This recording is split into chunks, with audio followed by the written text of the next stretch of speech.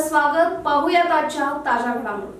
सातारा जिल्ह्यातील नागोठाणे येथे स्थानिक गुन्हे शाखेने बंदी असलेल्या गुटख्याच्या अवैध वाहतुकीवर मोठी कारवाई केली आहे. चिरमुऱ्याच्या पोत्याच्या आड लपवून नेण्यात येत असलेला तब्बल 17,65,940 रुपये किमतीचा 895.8 किलो गुटखा व पान मसाला जप्त करण्यात आला आहे. या कारवाईत 7,50,000 रुपये किमतीचा ट्रक जप्त करण्यात आला असून एकूण 25,15,940 रुपयांचा मुद्देमाल पोलिसांनी हस्तगत केला आहे.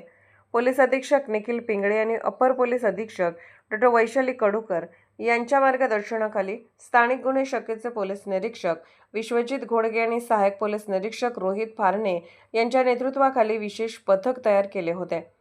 विश्वसनीय माहितीच्या आधारे 3 ऑगस्ट रोजी पहाटे नागोठाणे येथील हायवे पुलाजवळ सापळा रचून MH10Z4696 क्रमांकाचा माल ट्रक अडवण्यात आला. तपासणी दरम्यान चिरमुऱ्याच्या पोत्याच्या आड मोठ्या प्रमाणात विमल पान मसाला आणि तंबाखूचा अवैध साठा आढळून आला.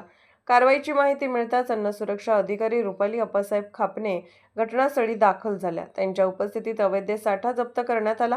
या प्रकरणी बोरगाव पोलीस ठाण्यात अन्न सुरक्षा व मानदे कायदा 2006 अन्वये गुन्हा दाखल करण्यात आला असून पुढील तपास सुरू आहे. बंदी असलेल्या गुटख्या विरोधातील ही कारवाई सातारा पोलिसांच्या अवैध व्यवसाय विरोधातील मोहिमेतील महत्त्वाची कारवाई मानली जात आहे. राजकीय, सामाजिक, आर्थिक असा सर्व घडामोडींचा आढावा पाहायला विसरू नका SB न्यूज चॅनल आणि नक्कीच सबस्क्राईब करा.